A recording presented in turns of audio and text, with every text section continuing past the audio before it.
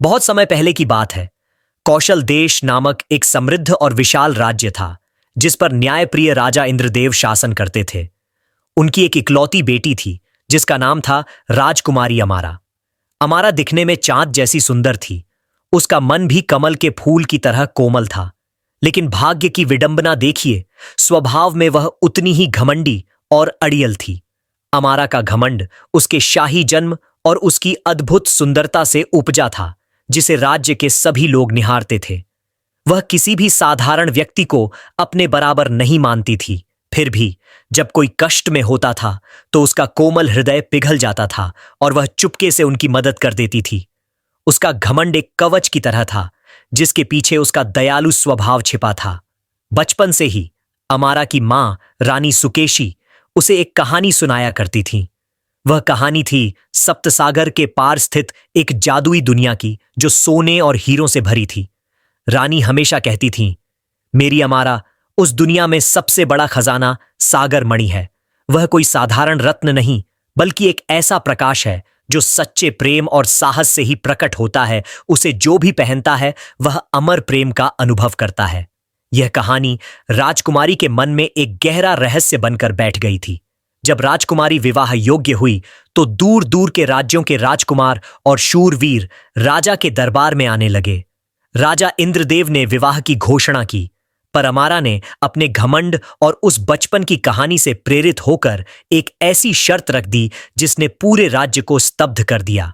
राजकुमारी ने भरी सभा में कहा, पिताजी, मैं केवल उसी व्यक्ति से विवाह करूंगी जो सप्त सागर के उस पार से, उस रहस्यमय भूमि से सागर मणि को मेरे लिए लाएगा। यह शर्त मेरे लिए सम्मान की बात है, और जो यह कर पाएगा वही मेरा सच्चा जीवन साथी होगा। यह शर्त सुनकर सभी राजकुमारों के चेहरे उतर गए। सप्त सागर को पार करना लगभग असंभव माना जाता था, लेकिन इसी राज्य के एक छोटे से गांव में रहने वाला एक मछुआरा वीरू, जिसने यह घोषणा सुनी, उसके हृदय में एक अदम्य साहस और एक नई आशा जाग उठी। वीरू का जीवन समुद्र की लहरों से जूझते हुए बीता था। वह साहसी, दृढ़ निश्चयी और निस्वार्थ था। राजकुमारी की सुंदरता और उसकी असाधारण शर्त ने वीरू को मोहित कर लिया। उसने तय किया कि वह इस असंभव कार्य को पूरा करेगा। वीरू ने किसी तरह दरबार में राजकुमारी से मिलने का समय मांगा। जब वीरू, जो केवल फटी हुई नाव और मजबूत इरादों का मालिक था, राजकुमारी के सामने खड़ा हुआ तो एक पल के लिए दोनों की आंखें मिलीं। उस एक पल में घमंड का पर्दा हट गया और दोनों ने एक दूसरे की आंखों में एक अनजाना, गहरा आकर्षण महसूस किया, प्रेम की एक फ्लीटिंग झलक। लेकिन अगले ही पल राजकुमारी ने अपना घमंड वापस ओढ़ लिया। उसने तिरस्कार भरी निगाह से वीरू को देखा और एक ठंडी मुस्कान के साथ कहा, हे मछुआरे, तुम्हारी हिम्मत की दाद देनी होगी कि तुमने मुझे देखने की इच्छा जताई। पर क्या तुम जानते हो कि तुम किस शर्त की बात कर रहे हो? यह सागर मणि लाना तुम्हारे टूटे फूटे जाल और नाव के बस की बात नहीं। जाओ, अपनी छोटी सी दुनिया में लौट जाओ, जहां तुम सुरक्षित हो। राजकुमारी के इन तीखे शब्दों ने वीरू के दिल को गहरा घाव दिया, लेकिन उसके इरादे को और भी मजबूत कर दिया। उसने दृढ़ता से उत्तर दिया, राजकुमारी, मणि को पाने के लिए मुझे किसी महल या सोने की नाव की जरूरत नहीं है। मुझे चाहिए सिर्फ साहस, और वह मुझ में तुमसे कहीं ज्यादा है। मैं सागर मणि लेकर लौटूंगा और तब तुम मुझे जानोगी। यह कहकर वीरू ने बिना एक पल रुके महल छोड़ दिया और अपनी यात्रा पर निकल पड़ा। वीरू ने जंगल के रास्ते से यात्रा शुरू की, क्योंकि वही सबसे तेज रास्ता था जो उसे सागर तट तक ले जा सकता था। जंगल घना और रहस्यों से भरा था।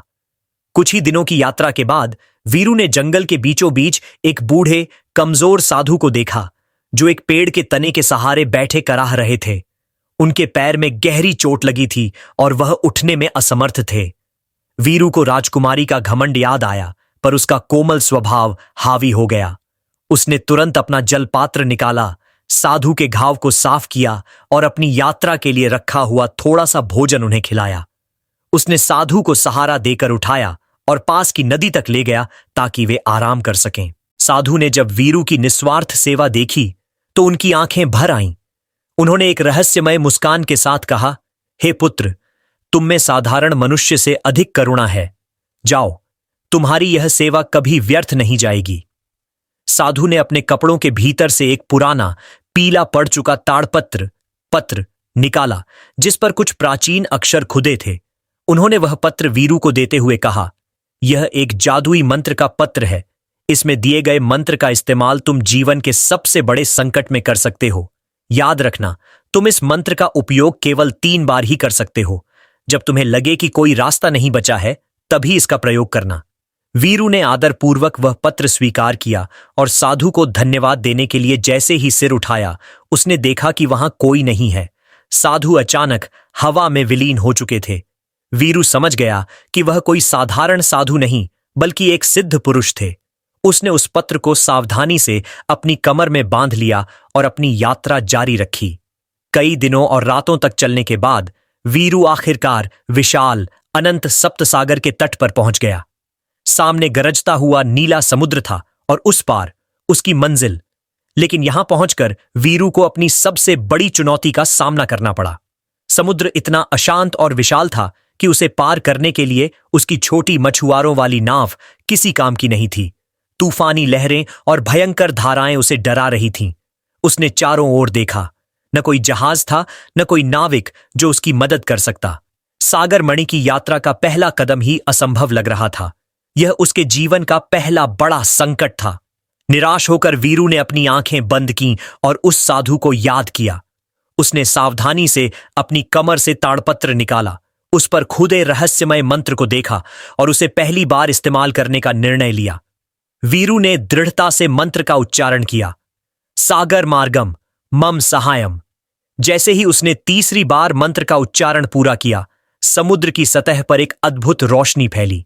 लहरें शांत हो गईं और पानी के नीचे से एक मधुर संगीत की ध्वनि सुनाई दी। और फिर समुद्र की गहराई से एक ऐसी सुंदर जलपरी प्रकट हुई जिसकी कल्पना वीरू ने कभी नहीं की थी।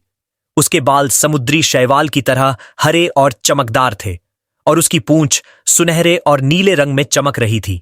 वह मुस्कुराई और उसकी मुस्कान ऐसी थी जैसे सहस्रों सीपियों के मोती एक साथ बिखर गए हों। जलपरी ने वीरू की ओर देखा और उसकी मीठी गुनगुनाती आवाज में पूछा, हे साहसी यात्री, तुमने मुझे क्यों पुकारा? मैं जलजा, समुद्र की बेटी, तुम्हारी क्या सहायता कर सकती हूं? वीरू को साधु का दिया हुआ पहला अवसर मिल चुका था और अब वह जानता था कि सागर मणि तक पहुंचने का रास्ता आसान नहीं होगा। वीरू ने जलजा को अपनी कहानी बताई और सागर मणि की खोज में अपनी सहायता करने का अनुरोध किया। जलजा ने मुस्कुराते हुए मदद का आश्वासन दिया, लेकिन साथ ही उसे उस रहस्यमय भूमि और वहां के खतरों के बारे में चेतावनी भी दी। जलपरी जलजा की उपस्थिति ने वीरू को विस्मय से भर दिया। उसने मुस्कुराते हुए कहा, हे जलजा, मेरा नाम वीरू है। मुझे सप्तसागर के पार स्थित उस रहस्यमय भूमि तक पहुंचना है जहां सागर मणि छिपा है। राजकुमारी अमारा ने शर्त रखी है कि जो वह मणि लाएगा वही मुझसे विवाह करेगा। जलजा ने अपने सिर को धीरे से हिलाया। राजकुमारी अमारा का घमंड पूरे सागर तक पहुंचता है वीरू। वह मणि केवल साहसी के लिए नहीं है, बल्कि सच्चे हृदय वाले के लिए है। मैं तुम्हारी मदद जरूर करूंगी, क्योंकि तुम्हारे हृदय में वह करुणा है जो मुझे किनारे पर मिली थी। जलजा ने वीरू से कहा कि उसकी छोटी नाव तूफानी सागर को पार नहीं कर सकती। उसने अपनी जादुई शक्ति का उपयोग किया। उसने अपने हाथ में एक चमकदार शंख लिया और उसे धीरे से फूंका। शंख की ध्वनि से समुद्र में एक भंवर उठा और उस भंवर से एक बड़ी मजबूत नाव प्रकट हुई। यह नाव ऐसी लकड़ी से बनी थी जो न कभी सड़े और न कभी टूटे। यह नील तरंग नाव है, जलजा ने कहा। यह हवा से नहीं, बल्कि मेरे संकल्प से चलती है। बैठो वीरू, अब हम उस अज्ञात द्वीप की ओर चलेंगे। वीरू उस दिव्य नाव पर सवार हो गया। जलजा नाव के पास ही पानी में तैर रही थी, अपने सुनहरे पूंछ से नाव को गति दे रही थी। उनकी यात्रा शुरू हो गई। सप्तसागर की यात्रा लंबी और अद्भुत थी। दिन में आकाश नीला और शांत होता तो रात में लाखों तारे पानी में झिलमिलाते। जलजा ने वीरू को समुद्र के अनगिनत रहस्य बताए।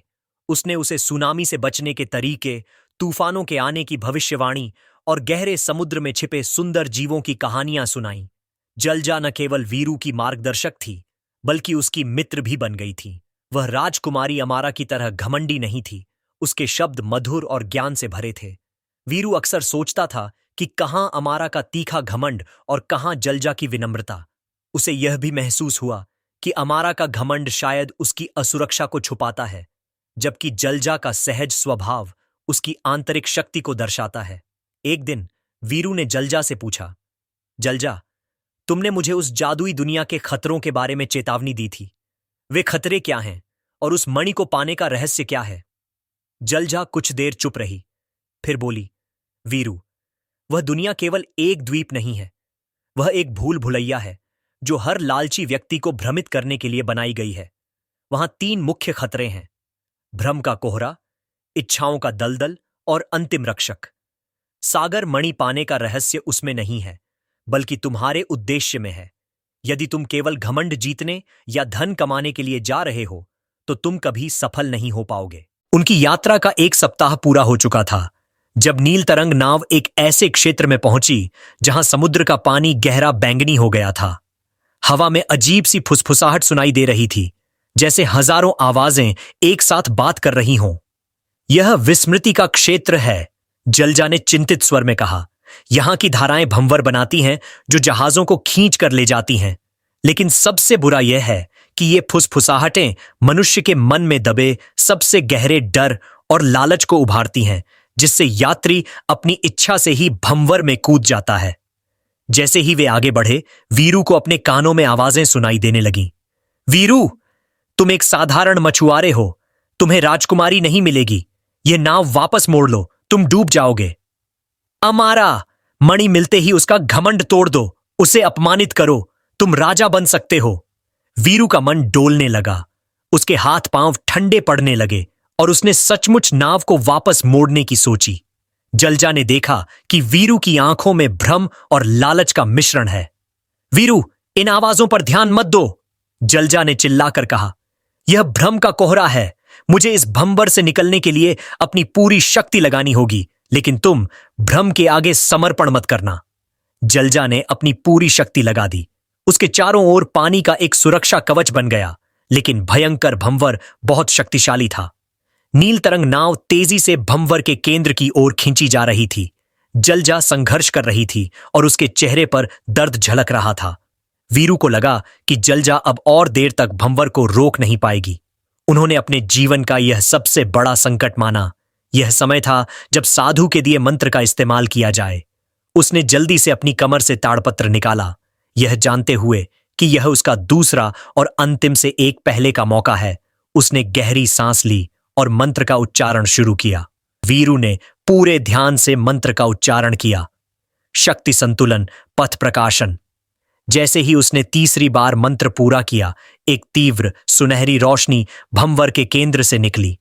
यह रोशनी इतनी शक्तिशाली थी कि इसने फुसफुसाहटों को दबा दिया और भंवर को तुरंत शांत कर दिया।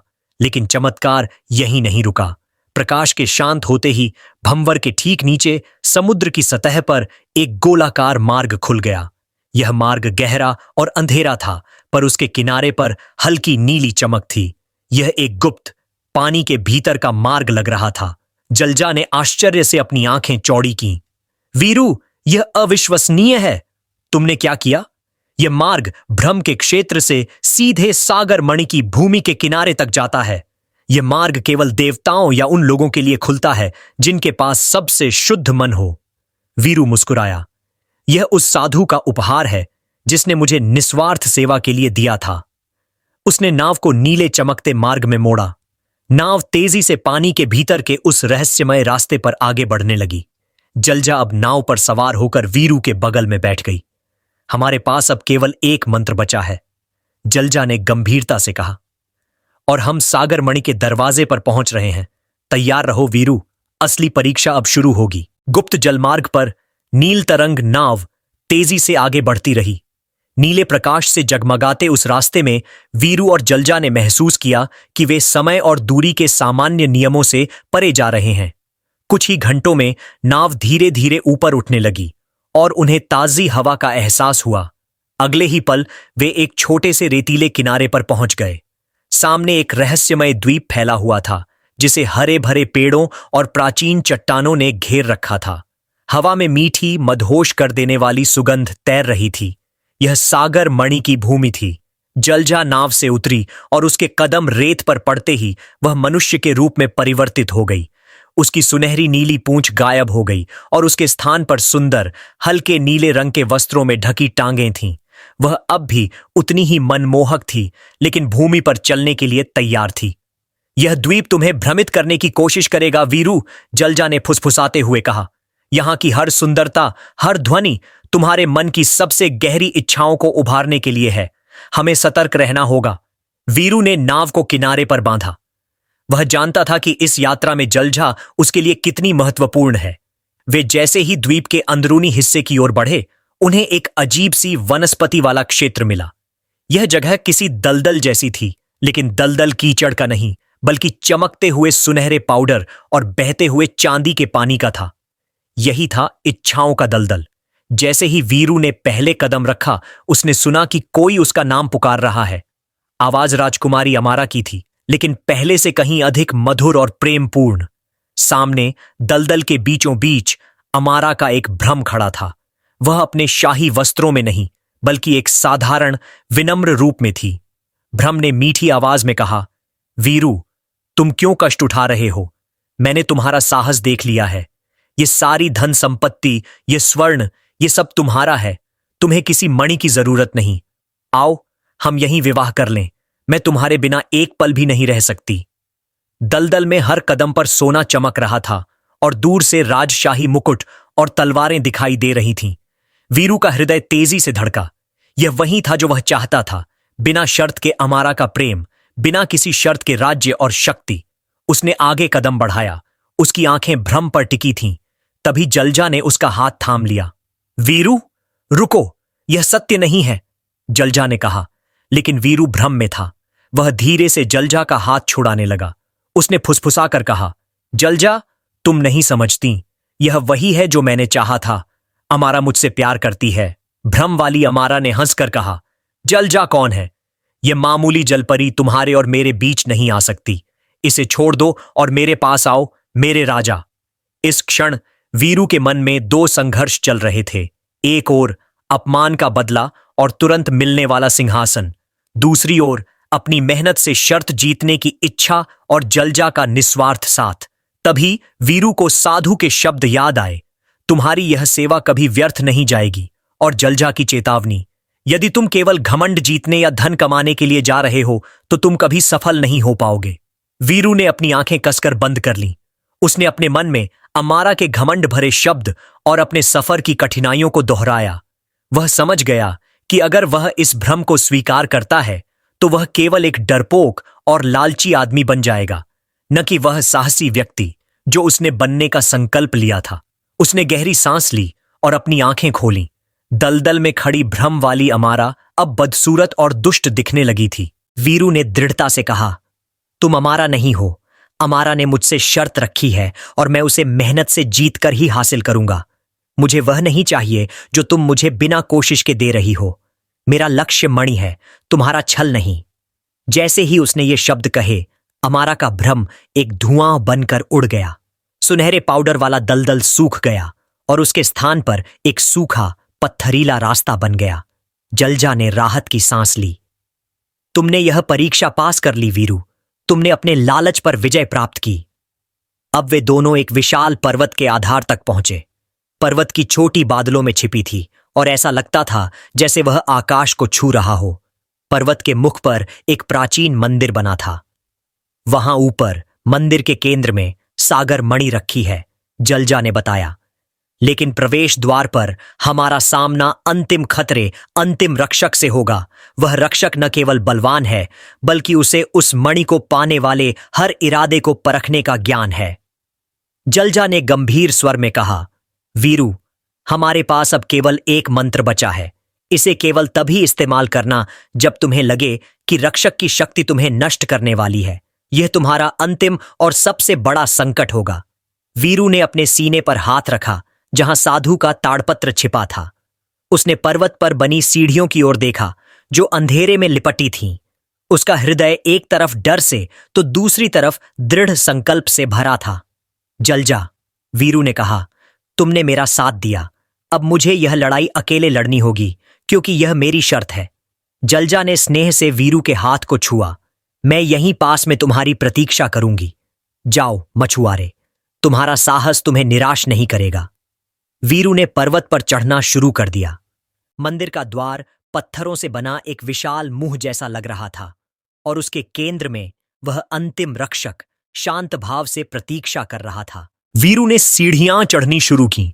हर सीढ़ी मानो उसके दिल के धड़कने की आवाज थी। जब वह मंदिर के विशाल द्वार पर पहुंचा तो उसने देखा कि वहां अंतिम रक्षक शांत मुद्रा में बैठा है। अंतिम रक्षक कोई दैत्य या दानव नहीं था। वह एक विशाल संगमरमर की मूर्ति जैसा लग रहा था, जिसके चारों ओर प्राचीन ऊर्जा का एक चक्र घूम रहा था। उसकी आंखें बंद थीं, फिर भी वीरू को लगा जैसे वह उसे अंदर तक देख सकता है। रक्षक का शरीर पहाड़ की चट्टानों से बना था, जिस पर सहस्रों वर्षों का इतिहास खुदा था। जैसे ही वीरू ने द्वार के भीतर कदम रखा, रक्षक ने अपनी आंखें खोली। उसकी आंखें ब्रह्मांड के रंग से भरी थीं, गहरा नीला, सुनहरा और बैंगनी। एक गंभीर शांत आवाज जो मानो पहाड़ों की गूंज हो पूरे मंदिर में फैल गई। आओ मछुआरे, मैं धर्मपाल हूं, इस सागर मणि का अंतिम रक्षक। कई राजा, राजकुमार और लालची व्यक्ति यहां आए, लेकिन कोई सफल नहीं हुआ। तुम यहां क्यों आए हो? वीरू ने बिना डरे सीधा जवाब दिया। मैं कौशल देश की राजकुमारी अमारा की शर्त पूरी करने आया हूं। मैं उसके लिए सागर मणि लाना चाहता हूं। रक्षक ने व्यंग्यात्मक ढंग से हंसा। शर्त? क्या तुम किसी घमंडी राजकुमारी का घमंड तोड़ने आए हो, या तुम उसे जीतने आए हो ताकि तुम खुद राजा बन सको? तुम्हारा मन प्रतिशोध और लालच के दलदल से तो बच गया, पर क्या तुम प्रेम के मोह से बच पाओगे? रक्षक ने अपना हाथ उठाया और एक क्षण में मंदिर का पूरा हॉल बदल गया। वीरू ने देखा कि सामने एक दर्पण है। उस दर्पण में उसे अपना जीवन दिखाई देने लगा। पहला दृश्य, मछुआरे के रूप में उसका कठोर जीवन, जहां राजकुमारी अमारा उसे घमंड से ठुकरा रही है। दूसरा दृश्य, वीरू राजा बन गया है और वह अमारा से कहता है कि अब वह उसका अपमान करता है। अमारा आंसू बहा रही है और वीरू को एक पल का सुख मिल रहा है। रक्षक ने पूछा, यह है तुम्हारा बदला लेने का सुख? क्या तुम इसके लिए सागर मणि चाहते हो? यदि हां, तो तुम इस मणि के योग्य नहीं हो। वीरू का माथा ठनक गया। उसने देखा कि उसका घमंड अब भी कहीं न कहीं छिपा हुआ है।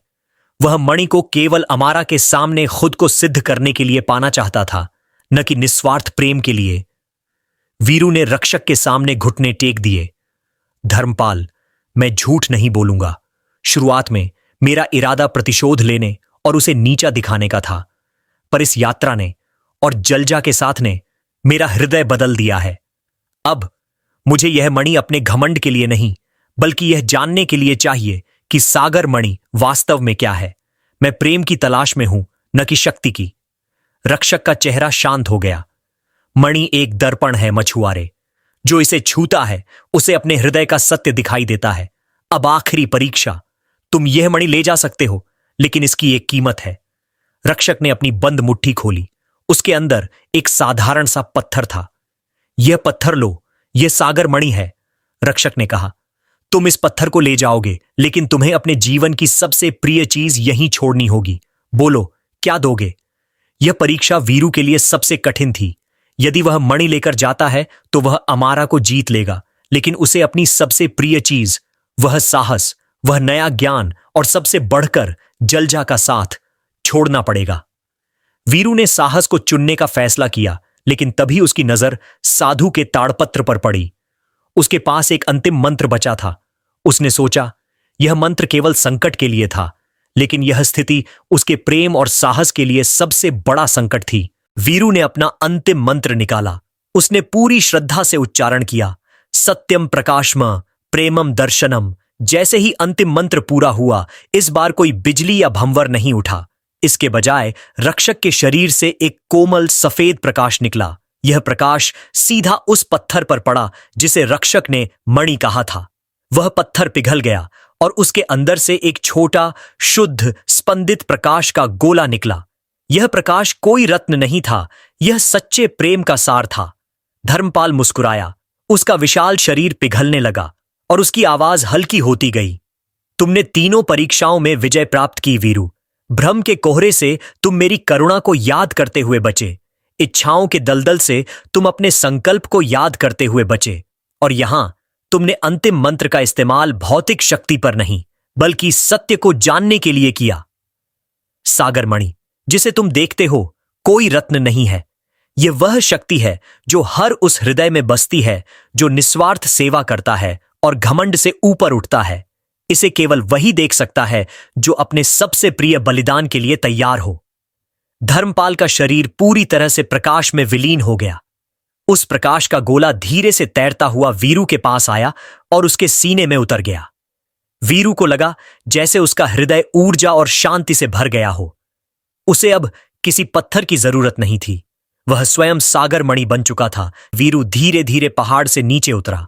अब उसके पास मणि नहीं थी बल्कि उसका प्रमाण उसके हृदय में था। उसने जलजा को किनारे पर इंतजार करते हुए देखा। जलजा वीरू के चेहरे पर एक नई शांति देखकर तुरंत सब समझ गई। तुम सफल हुए वीरू, जलजा ने कहा। उसकी आंखों में नमी थी। अब तुम्हें वापस जाना होगा। वीरू का हृदय भारी हो गया। जलजा ने उसे प्यार से देखा। वीरू, सागरमणि सिर्फ एक शर्त पूरी करने के लिए नहीं है, यह प्रेम की सच्चाई है।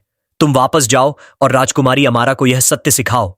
हमारा साथ यहीं तक था। मैं समुद्र की हूं और तुम धरती के। वीरू ने जलजा का हाथ पकड़ा। तुम हमेशा मेरे हृदय में रहोगी, जलजा। वीरू नील तरंग नाव पर सवार हुआ। जलजा ने अंतिम बार शंख फूंका और नाव तेजी से घर की ओर बढ़ने लगी। वीरू ने पीछे मुड़कर देखा और जलजा की आकृति धीरे धीरे समुद्र में विलीन हो गई। कुछ ही दिनों में वीरू वापस कौशल देश के तट पर पहुंच गया। वह सीधा महल की ओर गया। राजकुमारी अमारा को जब पता चला कि मछुआरा वीरू लौट आया है तो उसने घमंड से भरी एक सभा बुलाई। वह देखने को उत्सुक थी कि वह कौन सा मामूली सा रत्न लाया होगा। जब वीरू राजसी दरबार में पहुंचा तो सभी की आंखें उस पर थीं। अमारा ने तिरस्कार भरे स्वर में पूछा, कहो मछुआरे, क्या तुम वह मणि लाए हो? कहां है तुम्हारा खजाना? वीरू मुस्कुराया। उसने न कोई रत्न निकाला न कोई आभूषण। उसने केवल अपना सीना तानकर राजकुमारी की आंखों में देखा और अपने हृदय में महसूस किए गए सागर मणि के प्रकाश को अपनी आवाज में उतारा। राजकुमारी, वीरू ने दृढ़ता से कहा, मैं मणि लाया हूं, लेकिन वह ऐसी चीज नहीं है जिसे तुम तिजोरी में बंद कर सको। मणि वह सत्य है जो मैंने सप्त सागर में सीखा। घमंड एक खाली कवच है और सच्चा खजाना निस्वार्थ प्रेम और सेवा में है। तुम मुझे जो पत्थर दिखाने को कहती हो वह भ्रम था। असली मणि यहां है। उसने अपने हृदय पर हाथ रखा। राजकुमारी अमारा वीरू के बदले हुए रूप, उसके आत्मविश्वास और उसके शब्दों की सच्चाई से पूरी तरह स्तब्ध थी। उसका घमंड का कवच टूट गया। उसे अपने अपमानजनक शब्द याद आए। उसे पहली बार लगा कि उसने प्रेम और साहस के वास्तविक मूल्य को कभी समझा ही नहीं। अमारा की आंखों में आंसू आ गए। वह सिंहासन से उतरी और वीरू के सामने खड़ी हो गई। मुझे क्षमा कर दो वीरू, तुमने सिर्फ मेरी शर्त नहीं जीती, तुमने मेरे हृदय को जीत लिया है। तुमने मुझे सागर मणि का वास्तविक प्रकाश दिखाया है। मैं तुमसे विवाह करूंगी मछुआरे, क्योंकि तुम राजा बनने के नहीं बल्कि सच्चे प्रेम के योग्य हो। राजा इंद्रदेव ने खुशी से दोनों को आशीर्वाद दिया। वीरू और राजकुमारी अमारा का विवाह हुआ। राजकुमारी ने अपना घमंड त्याग दिया और वीरू के साथ मिलकर राज्य का शासन किया, जहां प्रेम, करुणा और निस्वार्थ सेवा को सबसे बड़ा सागर मणि माना गया।